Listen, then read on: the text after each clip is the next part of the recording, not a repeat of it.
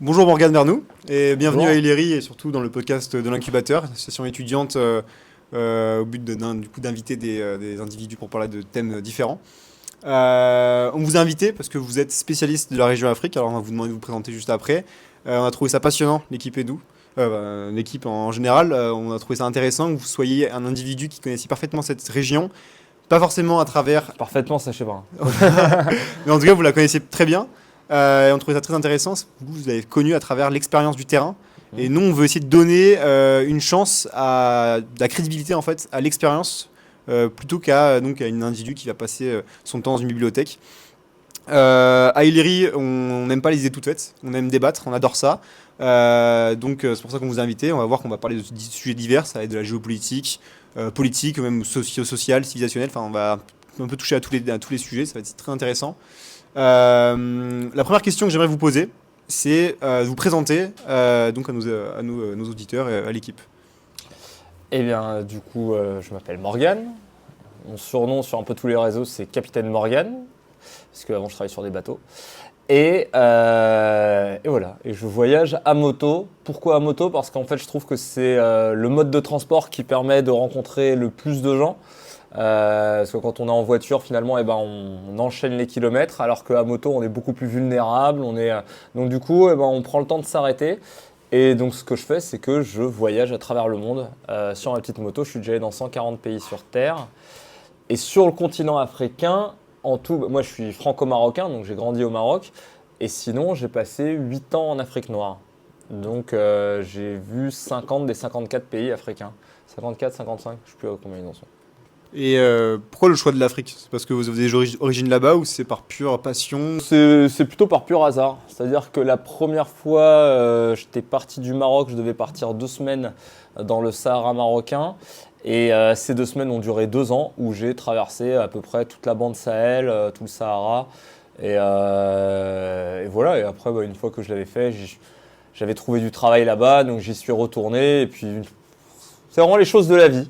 C'est Et concrètement, donc vous l'avez fait 3 fois si je me trompe pas, c'est ça C'est ça, une l'Afrique première fois pendant 2 ans, une deuxième fois pendant 4 ans et une dernière fois là récemment pendant 2 ans. Et là D'accord. j'y retourne bientôt. Voilà. Est-ce que vous pensez donc que l'expérience du terrain, c'est comment dire, c'est une expérience qui surpasse celle des études dans une bibliothèque? Est-ce que c'est égal ou au contraire, est-ce que malgré tout, même une expérience, une très bonne expérience du terrain, est-ce qu'on n'en saura jamais assez qu'à travers des livres? Alors, c'est compliqué, c'est oui et non. Dans le sens où j'ai parlé à des gens qui ont passé des années à étudier et ils étaient complètement crétins. Et j'ai parlé à des gens qui avaient fait 15 fois le tour du monde et ils ne savaient rien de ce qu'ils avaient vu. Pour moi, c'est totalement complémentaire. C'est-à-dire que l'expérience du terrain permet d'avoir une vision micro des choses et les livres une vision macro. C'est-à-dire que moi, par exemple, quand je voyage, eh ben, j'essaye de m'instruire, j'essaye de lire des articles, de regarder des documentaires sur les pays où je suis. Et grâce à tout ça, j'essaie de confronter ce que j'ai vu dans tous ces docs par rapport à l'expérience du terrain. Parce que si dans l'expérience du terrain, moi, je reste longtemps, c'est un luxe que j'ai, c'est que je reste longtemps dans les endroits. Très souvent, les gens qui font des études sur telle région, telle région, telle région, bah, ils sont tributaires de la pension qu'ils ont eue pour leurs études. Donc finalement, ils restent rarement longtemps, quoi. Alors, c'est pour ça que c'est très intéressant de regarder de lire les romans d'aventure des mecs, des Jack London ou tout ça qui, bon, alors, c'est pas la même région, c'est plus le Canada, mais de mecs qui ont passé un peu du temps là-bas, ou alors Joseph Conrad quand il parle Au cœur des ténèbres, parce que il y a un vrai ressenti qui va rester plus longtemps et on sent que ça s'inscrit dans la durée, quoi. Et ça prend du temps. Déjà, ça prend du temps parce qu'il faut avoir la confiance des gens quand on est sur place. On ne peut pas arriver directement et dire bon bah vas-y, raconte-moi ta vie, explique-moi tes coutumes. Ça prend du temps pour avoir cette confiance, pour que les gens se livrent et pour que les gens deviennent très naturels à notre contact, quoi. Donc pour moi, ça ne s'oppose pas. C'est deux choses qui sont complémentaires. Les deux sont obligatoires. Après, c'est la sensibilité de chacun. Il y en a qui aiment bien être dans des bibliothèques. Moi, par exemple, je pourrais lire des tonnes de livres. Si je ne suis pas allé sur place, je ne vais rien retenir. Ok. Donc nous, là maintenant, on va aborder le premier thème. Donc comment approcher l'Afrique, surtout du point de vue des Occidentaux. En fait, d'un point de vue historique, il ne faut pas comparer le passé africain au passé européen. C'est-à-dire que le concept même, alors quand il y a des gens qui disent qu'il y a eu des grands empires en Afrique, tout ça, oui, mais ce n'est pas du tout les mêmes régimes géopolitiques que chez nous. C'est-à-dire que chez nous, on avait un concept très simple, c'est le concept des frontières. On avait des frontières chez nous, des frontières qui étaient établies. Pourquoi ? Parce qu'on devait les défendre, ces frontières. À savoir que l'Europe, on est quand même tributaire des saisons. Donc si on n'a pas mis à gauche en été, on n'a rien à manger en hiver. Bon, bah du coup, ça veut dire qu'on va planter, on va faire des céréales. Donc c'est-à-dire que ces endroits-là, on va les défendre, ces frontières. Puis quand on défend les frontières, bon, bah il y a un chef qui dit, bah chez moi, c'est de là à de là. Et chez toi, c'est de là à de là, etc., etc. Ça, par exemple, vous retrouvez le même système dans tout le nord.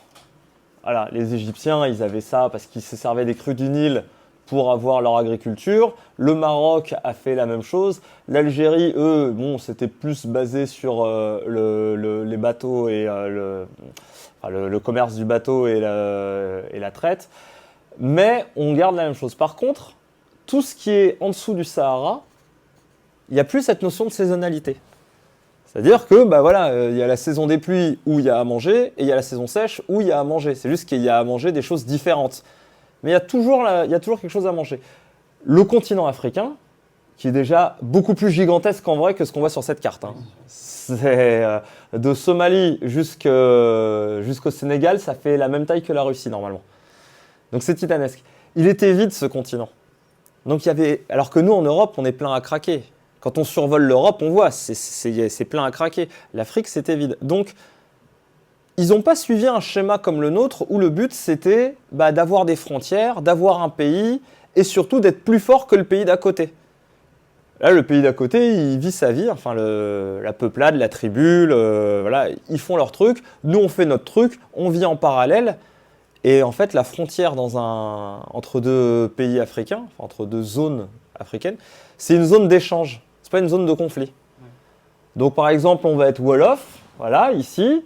Puis alors, on sait qu'il y a des Bantous qui arrivent de là-bas. Et puis grosso modo, par là-bas, c'est là où on va s'échanger. Moi, j'ai des pots là-bas. Moi, j'ai des poteries de mon côté. Voilà, attention, il y avait quand même des guerres et des... Mais là, ce qui est très rigolo, par exemple, chez les Camerounais, on s'est rendu compte, chez les Bamileke, ils avaient la notion de la rixe et de la guerre, qui n'était pas la même chose. Donc la rixe, c'était... On se tapait dessus avec des bâtons et la guerre, on utilisait des armes en pierre et en métal qui pouvaient vraiment tuer.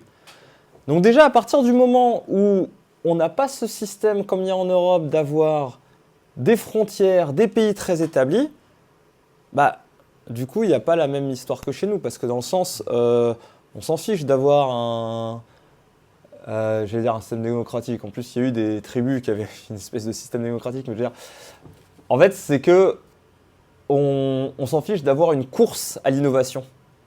Nous, en Europe, si la France n'était pas plus forte que l'Allemagne ou que l'Espagne, elle se faisait envahir.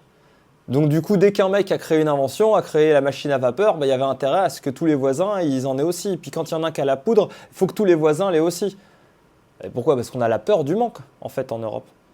Et en Afrique, il n'y avait pas ça. Alors du coup, quand on est arrivé en Afrique et qu'on a vu les Européens un développement qui était inférieur au développement européen, on s'est dit, c'est des sous-hommes, ça va être facile à conquérir. Mais non, c'est qu'ils n'avaient pas les mêmes priorités que nous. C'est-à-dire que nous, grâce à notre course en avant qu'on a tout le temps en Europe, ça nous a permis d'aller sur la Lune, très bien. Alors, je ne crois pas qu'il y ait de pays africains qui aient un programme spatial. Mais les Africains, en fait, c'est pas qu'ils l'ont pas fait parce qu'ils sont plus bêtes, c'est juste qu'ils n'en avaient pas besoin. Ils avaient le ventre plein toute la journée, ils avaient de l'espace. Et c'est un parallèle que je dis souvent aux gens, je dis si demain je vous propose de faire une semaine de vacances où il faut aller chasser, faire de la cueillette et manger le fruit de sa chasse et de sa cueillette, les gens aujourd'hui ils paieraient 2000 balles la semaine pour faire ça. Par contre, si je dis aux gens, alors maintenant vous allez vous casser le dos dans des champs ou dans des mines à récolter du blé ou à miner du fer, ça fait pas rêver. Alors ok, on est allé sur la Lune, mais est-ce qu'on aura été plus heureux pendant tout ce temps-là ? Donc sur le passé, on n'a pas eu le même développement parce qu'il n'y a pas eu le même intérêt. Maintenant, aujourd'hui, ce qui est rigolo, c'est que du coup, l'Afrique veut vivre à l'occidental. Parce qu'on leur a dit, c'est comme ça qu'il faut faire, c'est comme ça que c'est mieux. Et c'est vrai que quand quelqu'un commence à avoir un iPhone, il se dit, tiens, j'aimerais bien avoir un iPhone, la dernière génération. Donc du coup, ils sont obligés de travailler parce que ça coûte de l'argent, tout simplement. Et ce qui est rigolo, c'est que là où avant il y avait un mode un peu seigneurial, même dans les démocraties africaines, c'est-à-dire que grosso modo le président était roi, un président africain c'est un roi en fait, hein.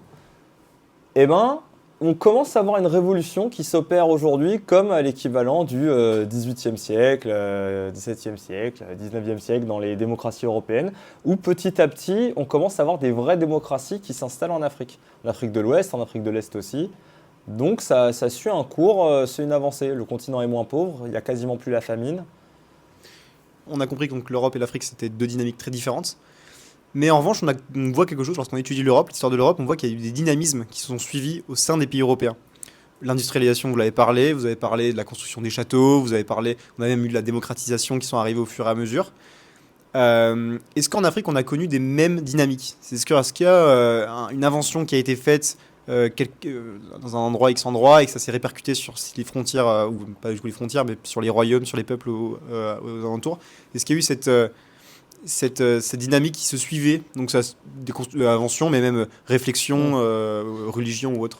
Alors, religion, de fait oui. Vu que l'Afrique, on peut le séparer en deux, c'est-à-dire que je fais une ligne là, ça c'est musulman et ça c'est chrétien. Donc, alors après, c'est vrai que ça s'est fait pour diverses raisons, mais ça, c'est, j'ai envie de dire, des religions coloniales. Même l'islam, c'est une religion coloniale. Si, on retrouve des formes, par exemple, au niveau religieux, l'animisme qui a poussé au Nigeria, au Togo, au Bénin, ça a été codifié par les Béninois et ça a donné le vaudou. Et ça s'est diffusé dans une partie de l'Afrique. Et ça s'est même diffusé d'ailleurs jusqu'en Amérique, vu que les Haïtiens aujourd'hui, s'ils sont vaudous, c'est parce que c'est des descendants de Béninois.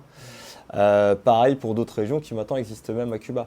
Après, pour ce qui est du reste, c'est que toujours quand on parle d'Afrique, on va faire une distinction entre l'Afrique du Nord et l'Afrique subsaharienne. Parce que c'est deux Afriques qui n'ont rien à voir. C'était justement une question que vous voulez vous posiez aussi. C'était lorsqu'on parle de l'Afrique, est-ce qu'on peut couper l'Afrique en plusieurs parties? Ah oui, on peut. Ouais, couper, même en coupant l'Afrique en plusieurs parties, est-ce que même c'est pas trop général?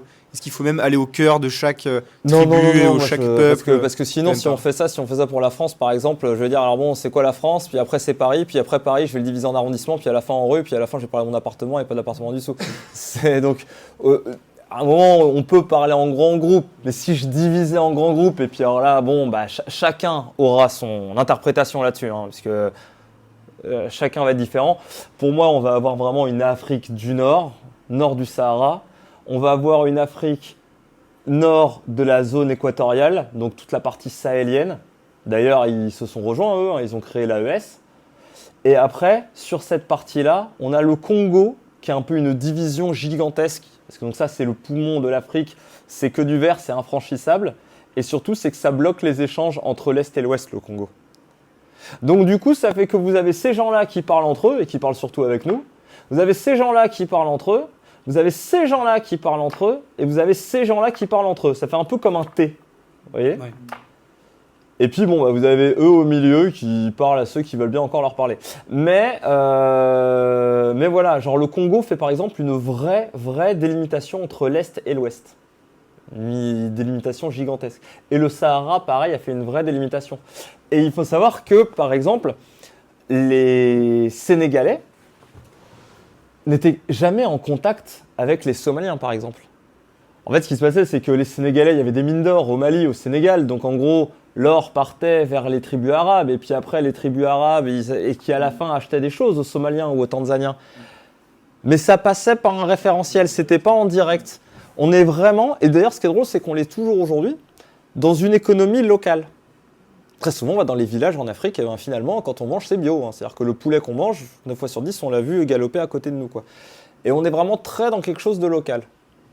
Et justement, cette division du continent africain que vous venez d'expliquer, elle est plutôt liée à quoi? À la religion ou justement à l'environnement, etc.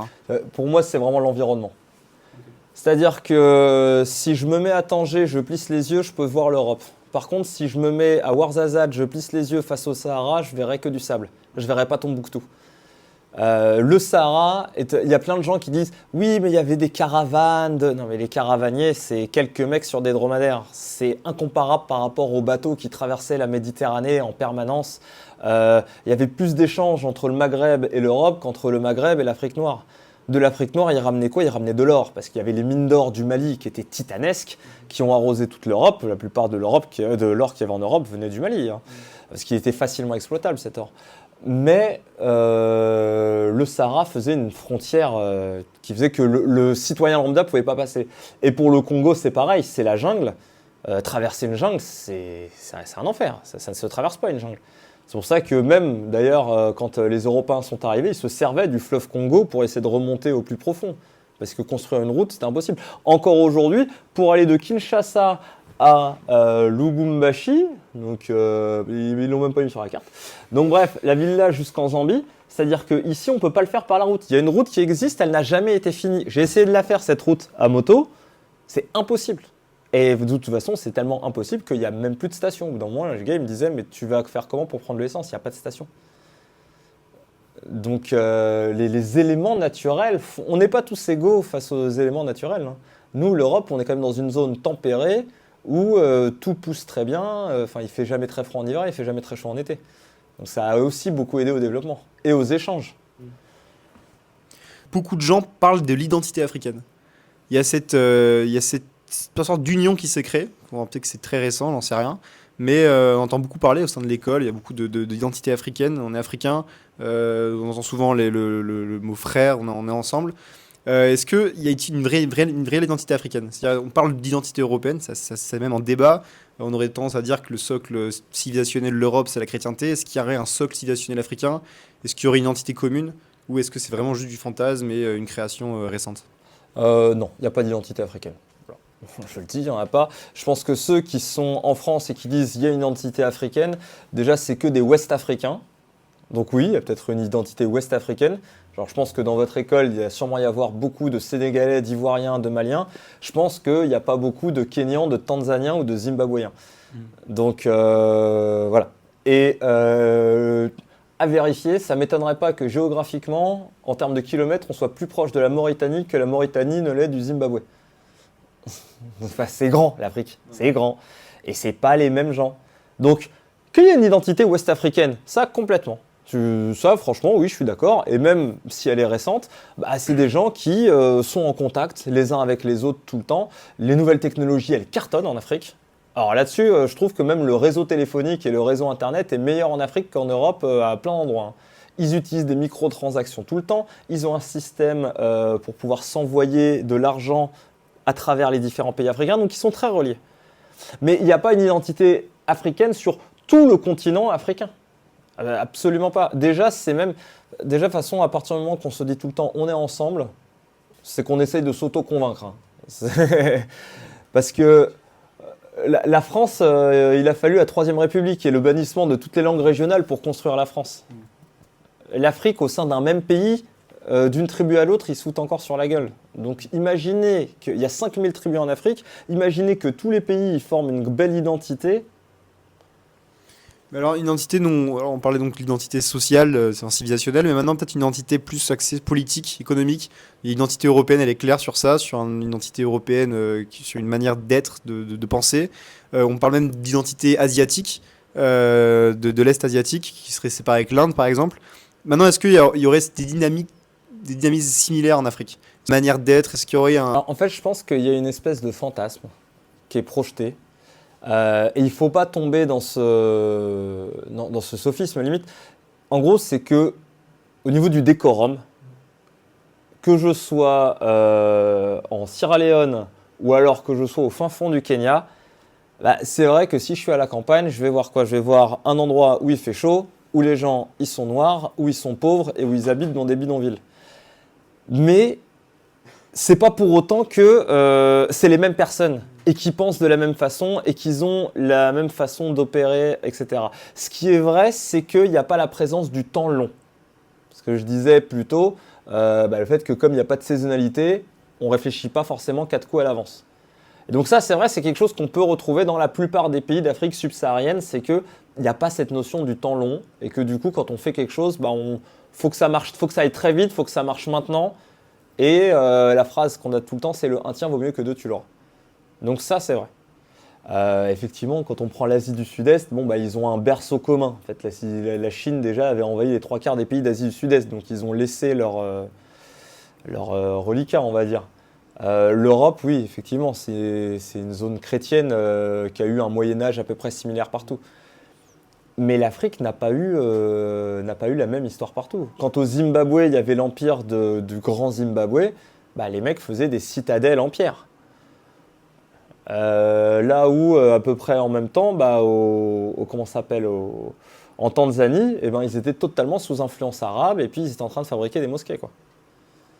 Donc, c'est tellement composite l'Afrique, et surtout, c'est que chaque pays a des intérêts contraires aux intérêts du voisin. Quand je suis le Botswana, par exemple, là, et que 20% de mon PIB, je crois, à vérifier, c'est le diamant. Dans un pays qui fait que 2 millions d'habitants.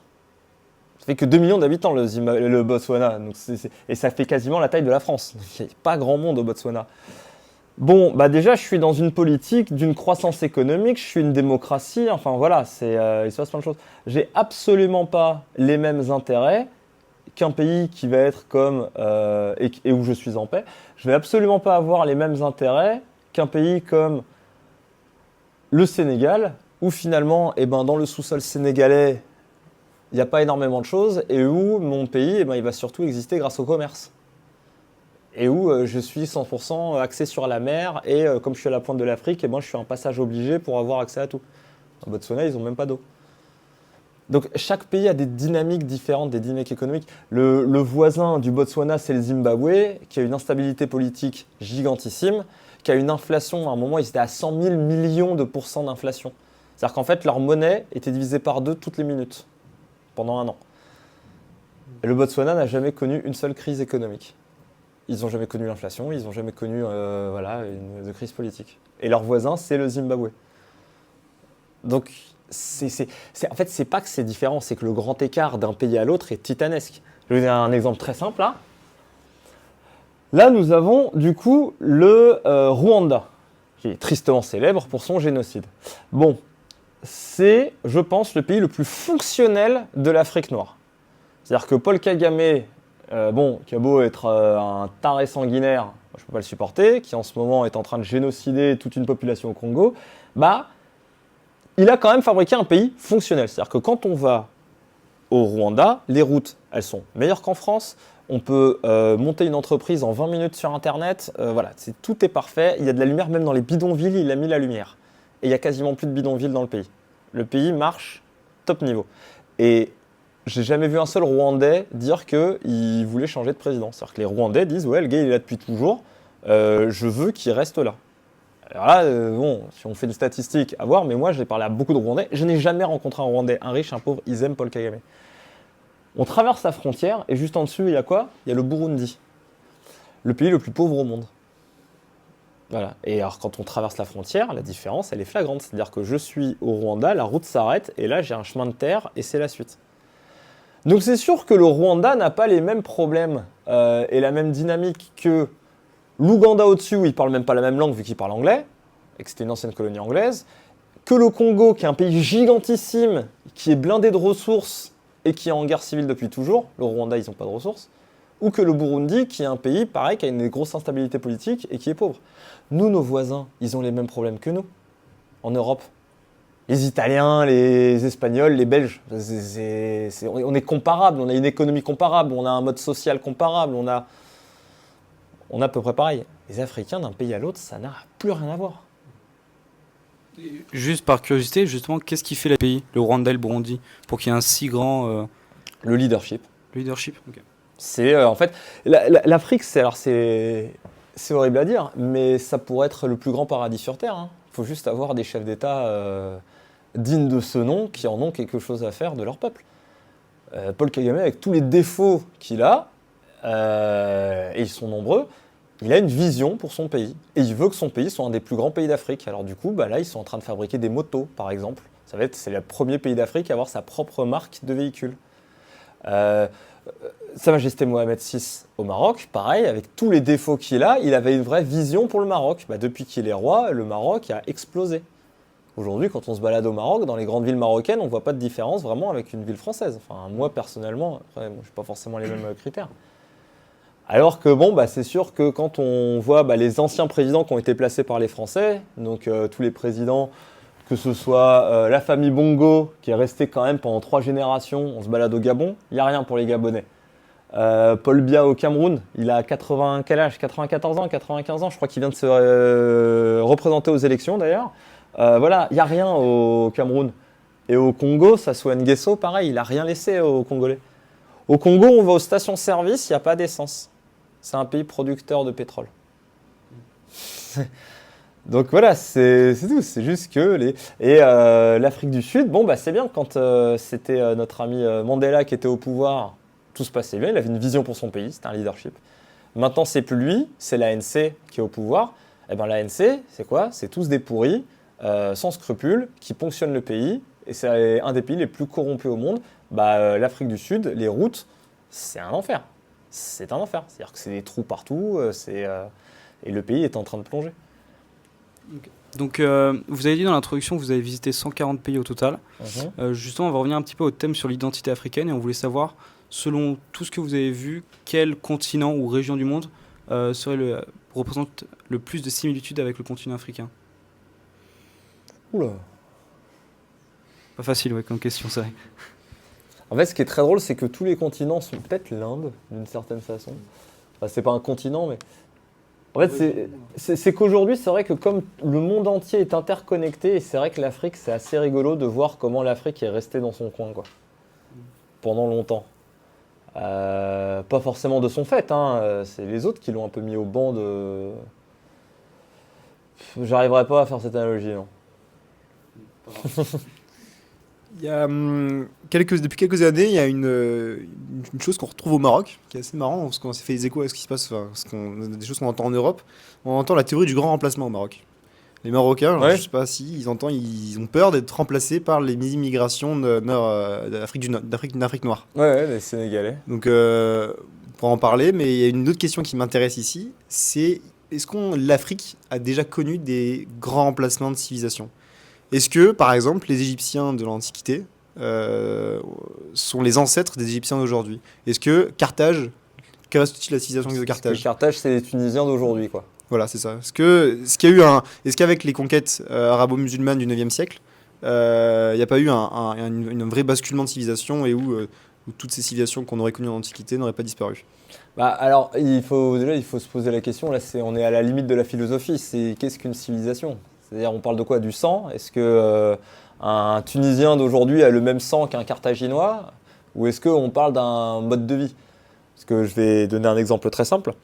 Le Swahili, c'est une des langues les plus parlées en Afrique. Donc, ça vient de Tanzanie, on le parle aussi au Kenya, et on le parle dans une grande partie du Congo, c'est-à-dire une des langues officielles du Congo. Le Swahili n'est pas une langue africaine. Le Swahili, c'est une langue coloniale. Okay. C'est une langue qui a été inventée par les marchands omanais, qui est un croisement entre de l'arabe et des langages africains d'Afrique de l'Est. Et ça leur permettait, grosso modo, de commercer avec les Noirs pour pouvoir acheter d'autres Noirs. Mais donc du coup, ça s'est implanté comme langue, alors que c'est même pas une langue de là-bas. Et ça a créé, parce qu'on est un peu guidé par notre façon de parler, donc ça a créé une civilisation. On peut dire qu'il y a un peu une civilisation swahili, c'est-à-dire que les Congolais qui parlent swahili ne sont pas les mêmes que ceux qui parlent lingala. Ils n'ont pas la même façon de se comporter.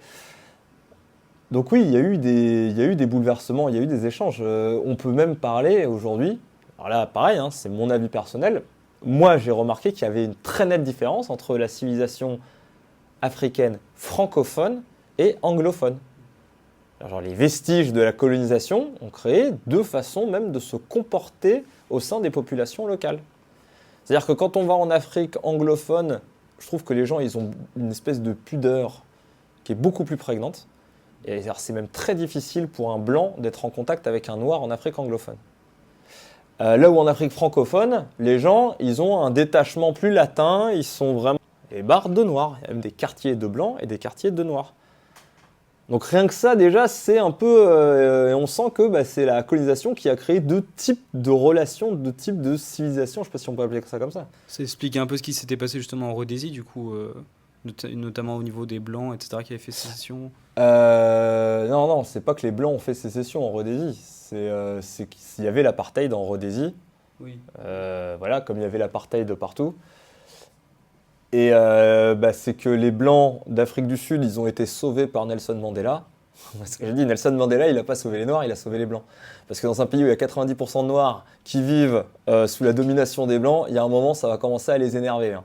Et voilà. Et donc Nelson Mandela, ça a été le premier à dire, il faut pardonner parce qu'on en a le pouvoir. Donc sans Nelson Mandela, les Blancs d'Afrique du Sud, ils se seraient fait massacrer. Okay. Voilà. Au Zimbabwe, c'était, comment il s'appelait? J'ai oublié son nom. Bref, c'était le président du Zimbabwe, j'ai oublié son nom. Qui lui, par contre, il a dit « Je suis le Hitler noir ». Voilà, il avait même la même moustache que lui d'ailleurs. Et il le disait « J'ai d'ailleurs sa moustache ». Il trouvait que les homosexuels, c'était une abomination, qu'il fallait tous les tuer. Voilà, et il encourageait tout le monde à tuer les Blancs. Donc du coup, c'est sûr que ça ne s'est pas passé de façon aussi diplomatique qu'en Afrique du Sud. Et c'est pour ça qu'ils sont tous barrés, les Blancs, quoi. Et enfin, pour finir ce deuxième thème, donc sur l'identité africaine, on voulait vous demander comment l'arrivée des Européens sur le continent africain a-t-elle bouleversé en fait les fondements civilisationnels de la culture africaine et des nations africaines. Le bouleversement, il a été total. Il a été dramatique. C'est vrai que la conférence de Berlin, ça a été des mecs qui n'ont jamais mis un pied en Afrique et qui ont décidé de qui allait avoir quoi. Et la chose dont on parle à chaque fois, on parle tout le temps du tracé des frontières. En disant que c'était une aberration, le tracé des frontières. Bon, ce qui est vrai. Mais ce qui est dingue, pareil, là je vais te montrer un petit exemple. Donc là, on a ces deux pays qui sont assez emblématiques et on voit les frontières, elles partent de la mer, puis elles montent comme ça en parallèle. Donc le Ghana était anglais, le Togo était allemand et le Bénin était français. Bon, on va faire un exercice de pensée. Là, au milieu, il y a une chaîne de montagnes qui traverse les trois pays, et là, au-dessus, c'est des plaines semi-arides.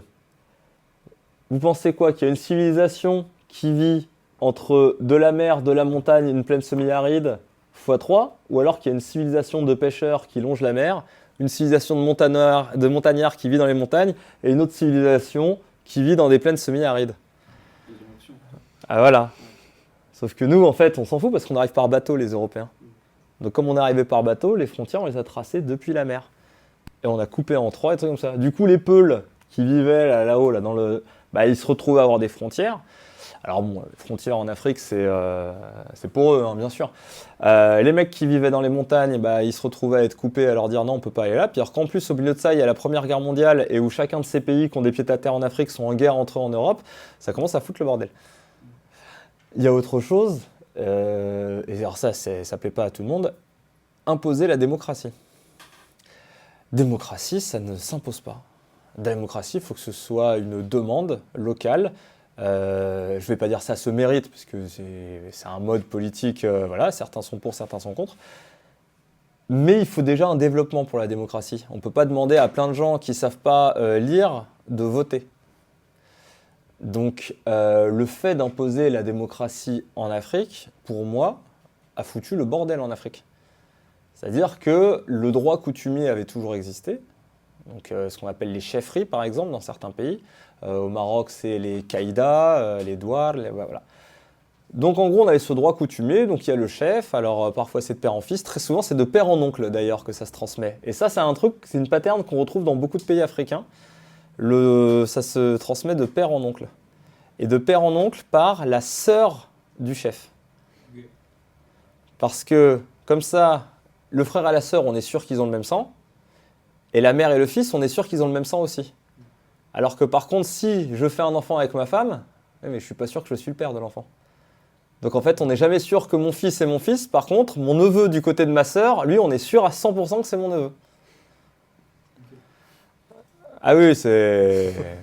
Lorsqu'on parle de la colonisation en France, c'est toujours un autre sujet. C'est vraiment un sujet qui est très tabou, très difficile à en parler. Alors, est-ce que c'est très différent en Afrique ou au contraire c'est la même chose? La colonisation en France, c'est ceux qui ne l'ont pas vécu qui en parlent. La colonisation en France, c'est politique. Voilà. C'est politique, c'est de l'instrumentalisation. En Afrique, la colonisation, ils s'en foutent. Et les seuls qui en ont quelque chose à faire, qui en parlent, c'est les plus jeunes qui sont sur les réseaux sociaux et qui suivent des influenceurs, alors noirs ou arabes, mais français, ou en tout cas vivant en France. Ils vont suivre des Camille Seba, ils vont suivre des trucs comme ça, qui ont leur fonds de commerce sur la colonisation.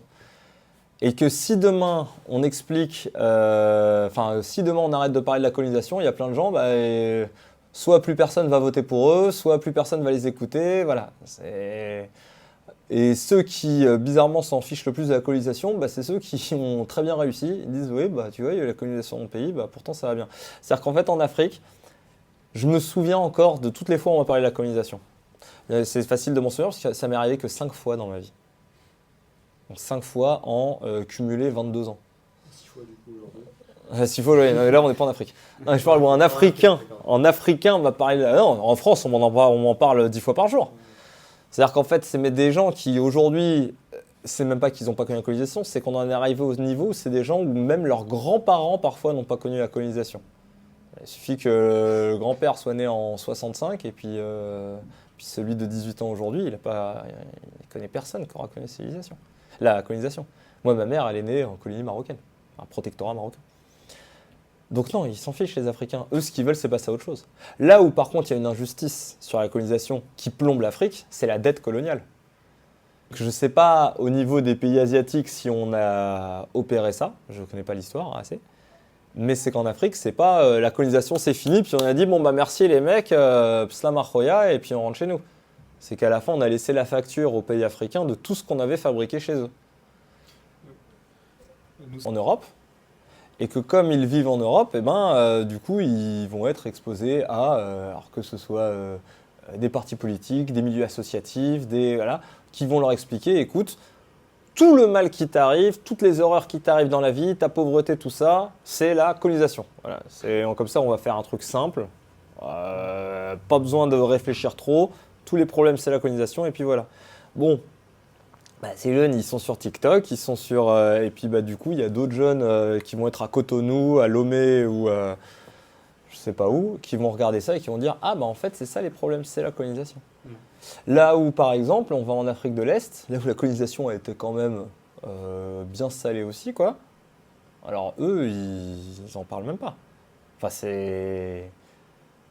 Même la jeunesse d'Afrique de l'Est, elle se focus que sur une seule chose, c'est faire grandir son pays. C'est pas d'aller dans... un Kenyan n'a pas pour ambition, un jeune Kenyan, d'aller vivre en Angleterre. C'est pas son ambition. Son ambition, c'est d'être riche. C'est d'être riche au Kenya.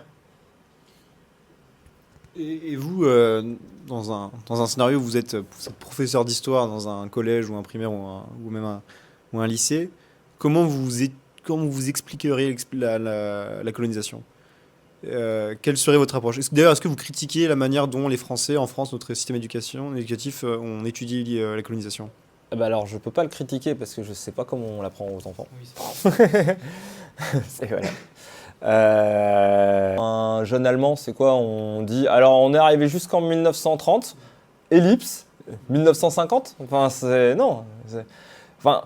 C'est pas parce que notre histoire, elle était noire sur certains points que ça veut dire qu'il faut faire comme si c'était pas arrivé. C'est-à-dire, oui, il s'est passé ça, c'était horrible, c'était pas bien, c'était raciste. La guerre d'Algérie, il faut en parler, il faut montrer les horreurs qu'on a faites, mais sans que ça n'excuse après tout ce qui peut se passer derrière. C'est-à-dire que moi, quand je croise un Allemand dans la rue, j'ai pas envie de lui mettre un pain dans la tête. Quand je me balade au Cameroun, les Camerounais, ils ont pas envie de me taper, quoi. C'est normal, on va pas faire rejaillir sur les fils la faute du père. Donc non, il faut expliquer. La France a eu l'opportunité de coloniser l'Afrique dans le but de s'enrichir. Elle l'a fait. Comme Oman avait eu l'opportunité d'envahir l'Afrique de l'Est, ils l'ont fait. Comme le Maroc a eu à une époque l'opportunité d'envahir de l'Algérie, essayer d'envahir son voisin quand il était plus fort, c'est tout. Maintenant, si c'est bon pour toi, on va d'abord parler un petit peu justement du dernier thème qui sera sur la France et l'Afrique. Et je voulais voir avec vous selon ce que vous avez vu, dans quelle mesure la France est encore liée à l'Afrique. Et voilà. Alors, la France est moins liée qu'avant à l'Afrique, beaucoup moins. Ces dernières années, ça fond comme neige au soleil. En gros, pour la petite leçon d'histoire, quand le général de Gaulle a dit « l'Afrique, on va la laisser tranquille, on va la laisser indépendante », voilà, ce qu'il n'avait pas dit, c'est « on va la laisser indépendante, mais on va quand même tout gérer en sous-marin ». Donc il a nommé un homme qui s'appelait Jacques Foccart, qui était le monsieur Afrique de l'Élysée. Le mec était tellement puissant que c'est-à-dire que les présidents français changeaient, Jacques Foccart restait, les présidents français venaient présenter leur respect à Jacques Foccart. Donc il faisait la pluie et le beau temps partout en Afrique, c'est lui qui a posé tous les présidents. Et quand un président africain n'était pas d'accord avec la politique française, Jacques Foccart s'arrangeait pour qu'il ne reste pas là très longtemps. Donc voilà. Grâce à ça, ça a permis à plein d'entreprises de s'implanter, parce que du coup, c'est vrai que les pays pétrolifères africains, c'est Jacques Foccart qui a décidé qui serait le président. Je pense qu'on peut passer à la conclusion, parce qu'en vrai, les questions des étudiants, parce qu'on avait les autres thèmes, qu'est-ce que t'en penses ? Parce que les autres thèmes, finalement, tout avait été abordé, donc c'est parfait. Bonjour Monsieur Bernou, je me présente, je m'appelle Kylian et j'aimerais savoir si vous étiez à Madagascar, que pensez-vous des événements actuels qui se passent avec la génération Z et plus généralement avec l'Afrique et j'aimerais savoir aussi comment la jeunesse africaine peut-elle contribuer au développement de l'Afrique. D'ailleurs, c'est marrant parce que j'y vais dans 3 semaines à Madagascar. Alors, bon, Madagascar, c'est un peu un épiphénomène parce que c'est pas tout à fait l'Afrique. C'est une île, ils ont leur système à eux, ils ont leur monde à eux. D'ailleurs, les Malgaches, c'est très drôle, à chaque fois quand j'y suis, ils me disent parle-nous de l'Afrique, c'est comment ? Je dis, tu es africain, mon ami. Mais effectivement, il se passe la même chose en ce moment au Maroc. Donc, par contre, je peux parler du Maroc. Ça prouve une chose, ça prouve que le pays s'enrichit. Ça prouve que le pays va mieux. Parce que quand une génération se bat pour avoir plus de droits, ça veut dire que tout ce qui est manger, manger déjà, ça veut dire qu'avoir la santé, tout ça, c'est-à-dire que les besoins de base sont enfin acquis. Donc en France, la Révolution française, c'est des bourgeois qui l'ont fait. Les paysans, ils avaient d'autres chats à fouetter. Donc ça prouve que effectivement, la jeunesse, elle veut plus et que donc elle vit mieux qu'avant et qu'elle n'est pas juste dans un tunnel où il faut qu'elle se fasse à manger pour pouvoir avoir à manger sur la table le jour même, quoi. Enfin, elle se fasse. Il faut qu'elle cultive, il faut qu'elle tout ça pour avoir à manger le jour même. Donc finalement, c'est un signe encourageur. Après, moi, je suis absolument pas contre l'immigration. C'est-à-dire qu'effectivement, quand on voit le niveau des universités africaines, c'est très bien que les étudiants africains viennent en France. Mais par contre, je trouverais ça aberrant quand on a la chance de venir d'un pays en développement et d'avoir fait ses études en France, de ne pas tenter de monter une boîte dans le pays en développement.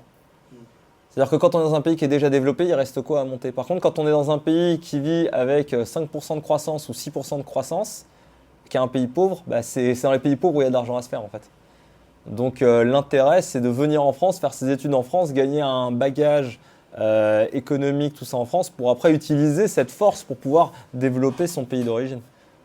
Enfin, moi, c'est ce que je ferais. Surtout que vous avez dit, il y a un vrai statut pour les jeunes Africains qui viennent en Europe étudier, c'est ça, quand ils reviennent chez eux, il y a un vrai statut, ils sont allés en Afrique ou il est vrai, je l'avais jamais entendu quelque part, est-ce que c'est vrai Un étudiant africain qui revient de France, il gagne 15 étages par rapport aux autres.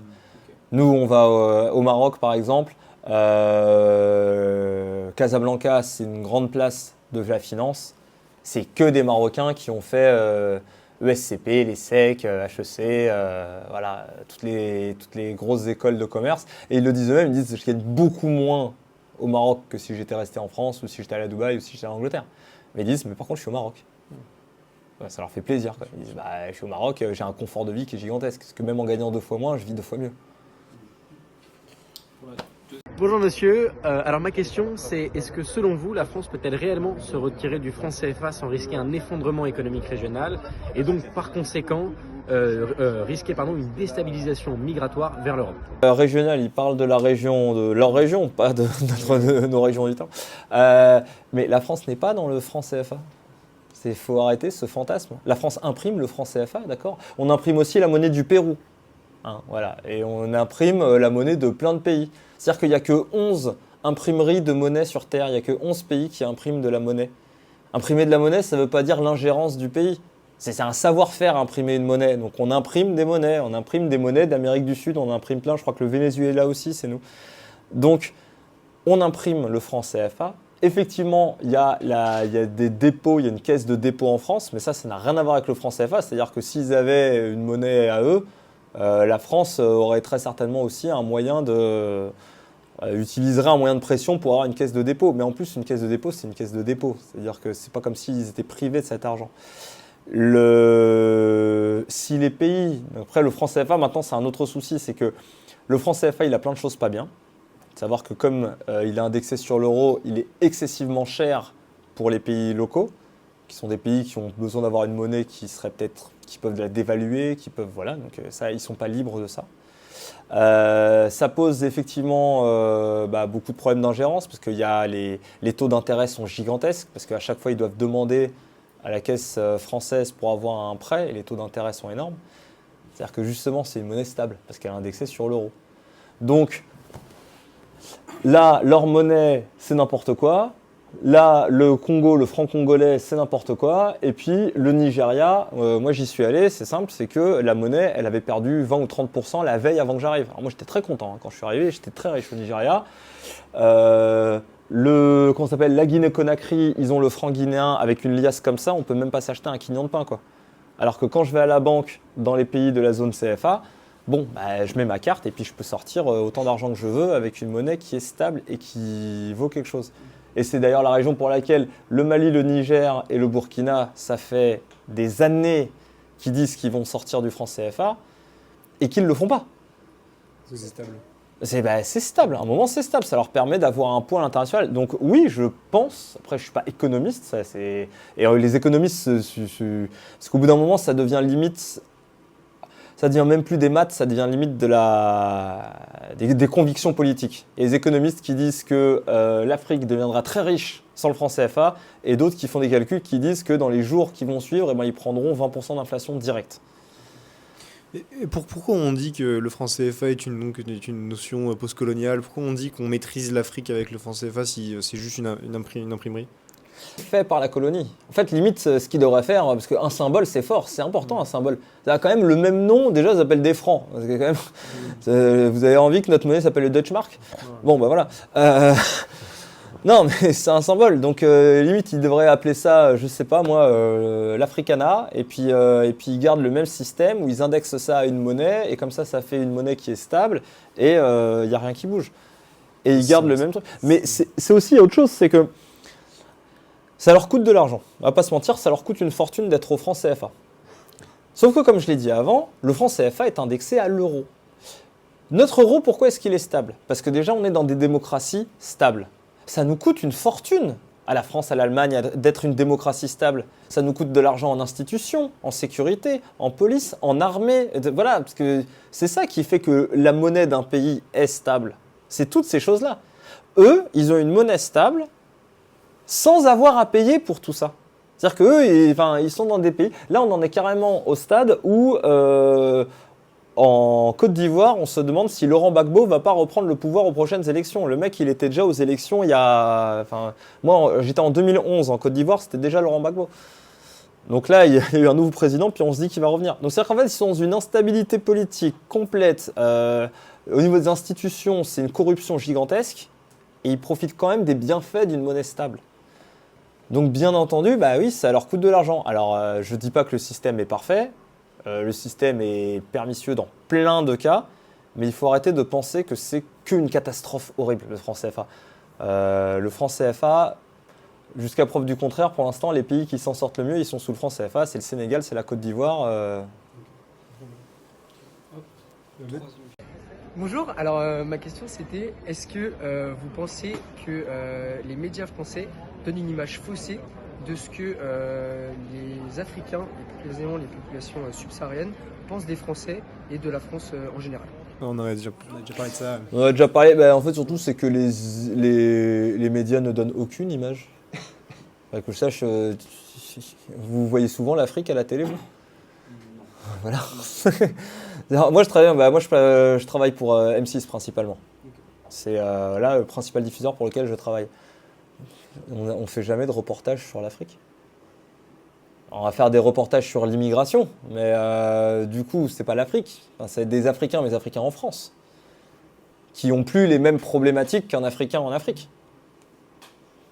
C'est un mec qui est malien et qui habite à Tombouctou, il n'a pas les mêmes problèmes dans la vie et il ne pense pas la même chose de la France qu'un malien qui vit à Gare du Nord. Donc c'est pas comparable. Bien sûr. Bonjour, je suis motard aussi. J'ai vu que tu avais pris des Ténéré pour tes trajets et tu avais dit dans une interview que tu avais choisi ce modèle-là parce qu'il n'y avait pas trop d'électronique. Donc pour réparer, même dans la Pampa, c'était pas trop compliqué. Et je me demandais ce qui faisait vraiment la différence par rapport à des véhicules comme de l'Africa Twin ou même autre chose. Parce que mine de rien, il y a quand même pas mal d'électronique embarquée, ça reste une moto moderne. Et qu'est-ce qui avait vraiment fait le changement entre les différents modèles, plus que juste pas trop de mécanique embarquée? Alors pour étendre rapidement le sujet, c'est vrai que du coup, quand j'ai traversé, j'ai pris une moto, le continent africain, j'ai pris une moto qui était rustique.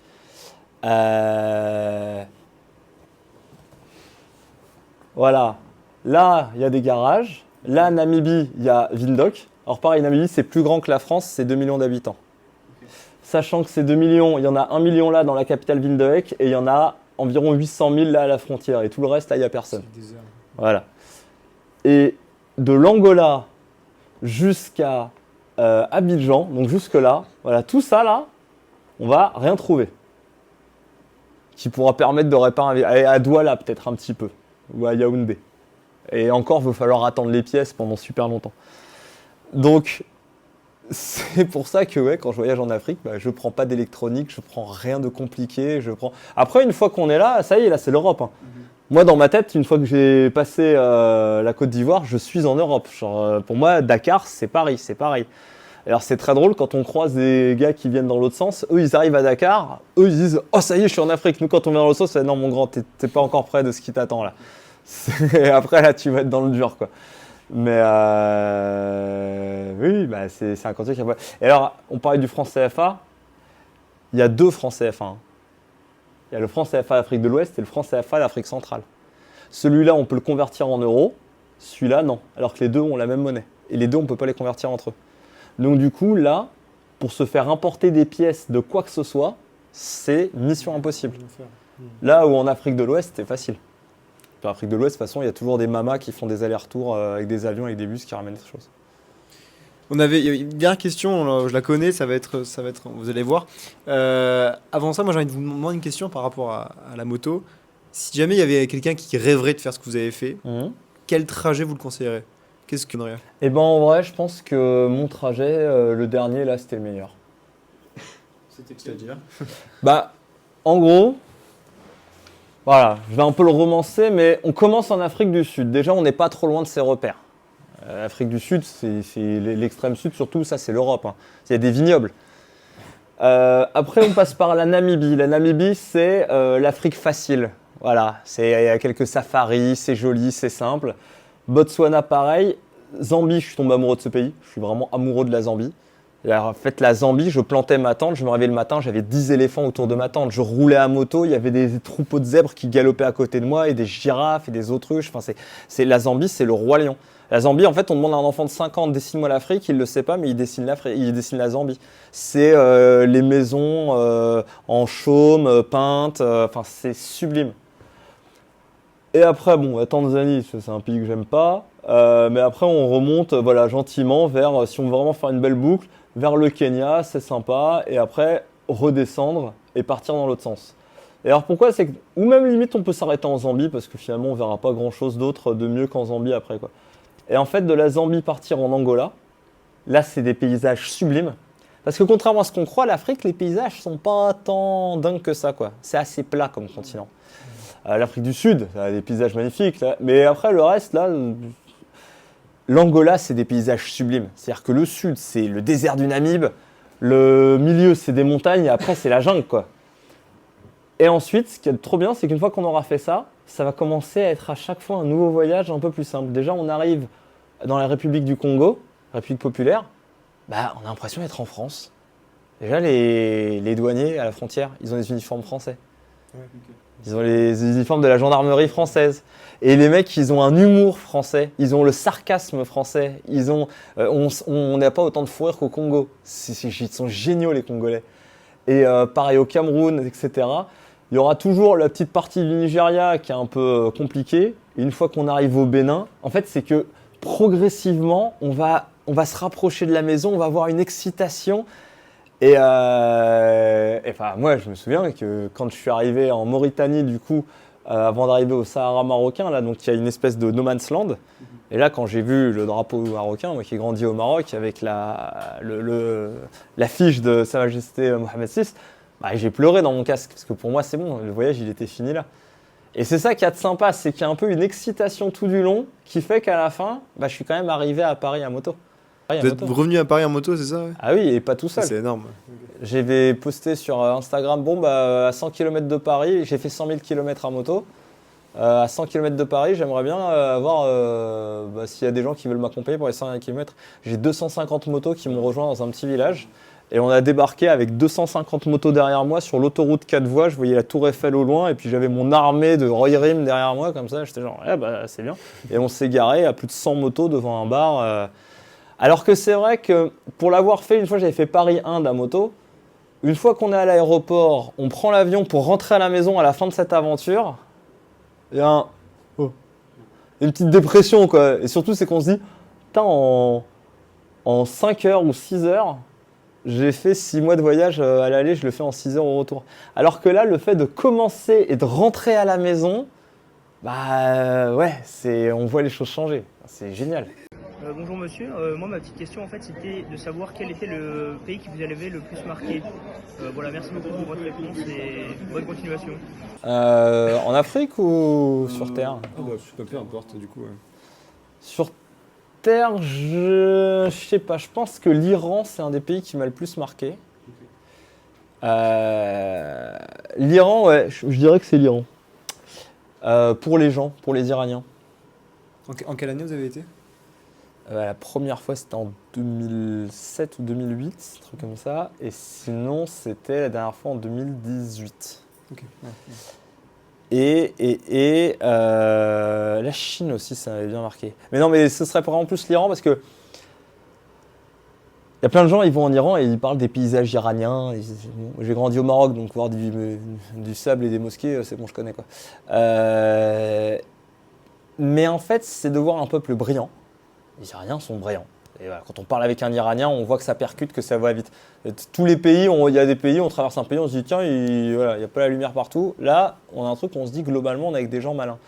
Un pays qui est ancien, je ne sais pas combien d'années ça, l'Iran, ça a 3000 ans, 4000 ans, quelque chose comme ça. Et où on sent que chaque Iranien est un peu le descendant, le vestige de l'Empire perse, et qui sent. Et en même temps, une injustice, mais qui rend mélancolique, dans le sens où je vois les Iraniens, je me dis, mais les pauvres, et ils ont conscience. Et les Iraniens savent parfaitement ce que ça veut dire être Iranien. Quand on dit Iranien, ils disent, moi je ne suis pas un terroriste, quoi. Et alors qu'il y a certains pays, c'est vrai que quand je suis au fin fond du Zimbabwe ou de la Zambie, Zimbabwe avec un Shona, c'est un peuple, le peuple Shona, il habite dans sa petite case et puis il vit comme ça. On est tellement différents que finalement, c'est pas que j'ai pas d'empathie, mais c'est que je dis oui, toi t'habites là, moi j'habite là-bas, on est différents. Alors qu'un Iranien, je dis putain, mais il est comme moi. Sauf que lui, il a aucun droit. Sauf que lui, il peut rien faire. Et sauf que lui, il a vécu comme moi à une époque. Parce que dans les années 70, c'était comme l'Europe. Donc ça, c'est vrai que c'est marquant. Et il y a une gentillesse de la part des Iraniens que j'ai retrouvée, mais nulle part sur Terre. Peut-être un peu au Pakistan, mais... C'est-à-dire que le défi en Iran, c'était de dépenser de l'argent. C'était impossible. C'est-à-dire que des mecs s'arrêtaient quand on était sur le bord de la route à regarder notre GPS, ils disaient « Ouais, vous dormez où ?» C'est à l'hôtel là-bas. « Non, vous dormez chez moi. » Ils disaient « Non, on a déjà réservé l'hôtel. » C'est bon, attends. On va à l'hôtel, le mec il parle à l'hôtelier, on découvre après qu'en fait il a payé la chambre d'hôtel, mais pour qu'on aille dormir chez lui. Okay. Et ça, c'est pas un exemple, c'est dingue qu'il m'est arrivé ça. Non, ça c'était tous les jours comme ça. C'est l'Iran quoi. On mange au resto, on va pour payer, soit telle table à payer, soit nous on paye pour vous. Ok. peut-être penser une dernière phrase aux étudiants, un conseil, n'importe, si vous l'avez. Bah, faut pas avoir peur. Faut avoir peur. C'est ça mon conseil, faut pas avoir peur. À chaque fois qu'on me dit ah mais je vais là-bas, très souvent moi j'ai pas de voilà. Moi je suis parti, je savais pas trop ce que j'allais voir. Je vais faire rapide une digression quand même, mais quand je suis parti de chez moi, il n'y avait pas les smartphones. Il n'y avait pas les smartphones. C'est-à-dire que j'avais pas de GPS, je savais pas où j'allais, je pouvais pas appeler ma famille, je pouvais pas appeler mes proches, il n'y avait pas Instagram ni Facebook pour poster quoi que ce soit. Il n'y avait même pas Facebook. Donc en gros, voilà, je partais, j'allais dans des endroits et on ne savait pas ce qu'il y avait. Quand je suis arrivé à Tombouctou, je ne savais pas où j'allais dormir. Et puis il y a des petites vieilles qui sont arrivées avec des Polaroids de chez elles en disant ça c'est chez moi, ça c'est chez moi. Bah, ça c'était booking.com à l'époque. Et puis avec des mots où des gens avaient écrit comment c'est la maison. Et puis je suis arrivé au Liberia, je suis arrivé dans plein de pays et je savais pas à quoi ça allait ressembler. Aujourd'hui, c'est tellement facile de voyager, je dis aux gens, mais, les gens ils me disent comment je fais bah t'y vas. Ils disent j'ai pas d'argent, bah t'y vas quand même et juste tu le feras sans argent. Je l'ai fait sans argent, j'avais pas d'argent. Si les gens ils veulent voyager, s'ils veulent découvrir le monde, ça sert à rien de regarder pendant 3 plombes comment faire, faut juste y aller. Et puis, là, je vais faire un raid, je pars du Maroc jusqu'à Dakar. Je pars avec un caméraman. Il m'a posé une question que je ne m'étais même pas posée. Il m'a dit ok, on dépose la moto à Dakar. Je fais ouais. Il me dit et on rentre comment après? Je dis ah oui, bon, on verra. À partir du moment, je pars d'un principe simple, à partir du moment qu'il y a des gens qui sont là où on va, c'est qu'on peut y vivre. Ils sont à l'année, hein. Ils ont 2 bras, 2 jambes, ils ont un poumon, un estomac comme nous. Donc c'est qu'a priori, on peut y vivre. Le seul truc qui pourrait faire peur, ce serait si un mec veut aller au Groenland, au fin fond de l'Amazonie, enfin bref, dans une zone vide de monde. Mais tant qu'il y a des humains, il faut pas avoir peur, il faut y aller, quoi. Merci à vous déjà d'être venu, d'avoir fait le déplacement pour répondre à nos petites questions et également aux questions des étudiants. Et donc voilà, au nom de l'incubateur, on voulait vous remercier.